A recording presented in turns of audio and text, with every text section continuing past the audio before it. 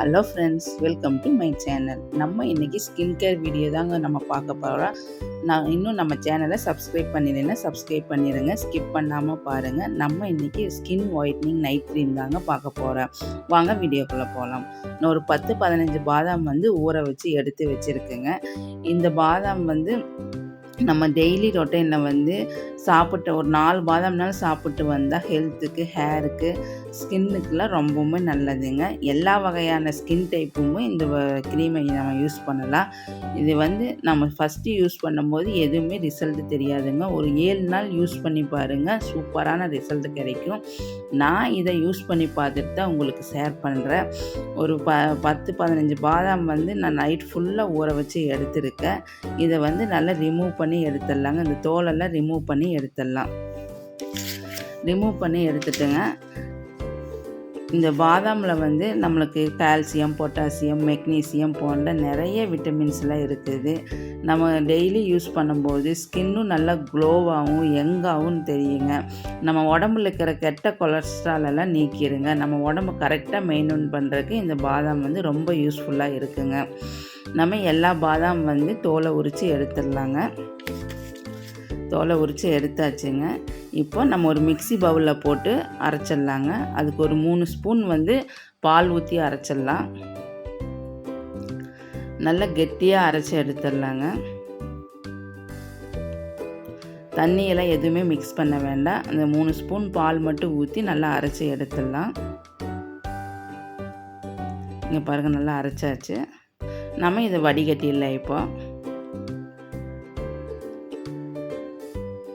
நல்லா வடிகட்டி நம்ம அந்த பால் மட்டும் எடுத்தால் போதுங்க. அந்த சக்கையெல்லாம் இருக்கக்கூடாது எதுவுமே.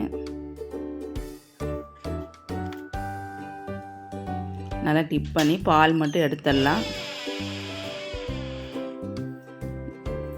நல்லா பால் மாதிரி வந்துடுச்சு பாருங்கள்.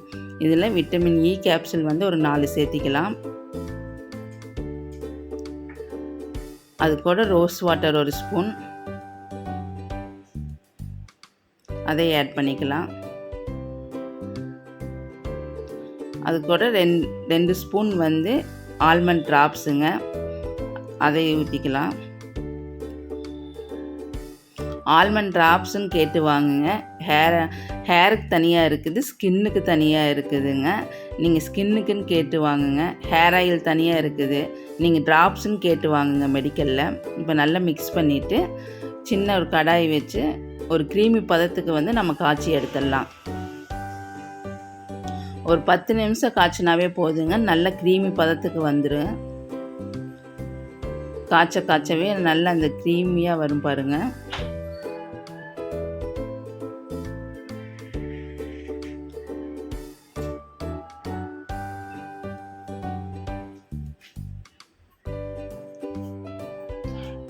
நல்ல க்ரீமி பதத்துக்கு வந்துருச்சு பாருங்கள்.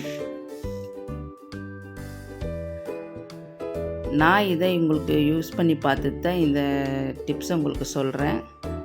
சூப்பரான ரிசல்ட் இருக்குதுங்க. இதில் நான் ஒரு கண்டெய்னரில் ஸ்டோர் பண்ணி வச்சுட்டு 1 வாரம் யூஸ் பண்ணிக்கலாங்க. நான் இப்போ பாருங்கள், என்னோடய கையில் 5 நிமிஷம் தேய்க்கும் போதே நல்லா க்ளோவாக இருக்குது பாருங்கள். கை நல்ல ரிசல்ட் கொடுக்குங்க. நீங்கள் 1 வாரம் யூஸ் பண்ணி பாருங்கள். இதை நைட்டு நம்ம அப்ளை பண்ணிவிட்டு மார்னிங் நம்ம எப்பவும் போல் ஃபேஸ் வாஷ் பண்ணிடலாங்க. இங்கே பாருங்கள், நல்லா கை ப்ரைட்டாக தெரியுது பாருங்கள். இந்த டிப்ஸ் உங்களுக்கு பிடிச்சிருந்தால் லைக் பண்ணுங்கள், ஷேர் பண்ணுங்கள், சப்ஸ்கிரைப் பண்ணுங்கள். தேங்க்ஸ் ஃபார் வாட்சிங்.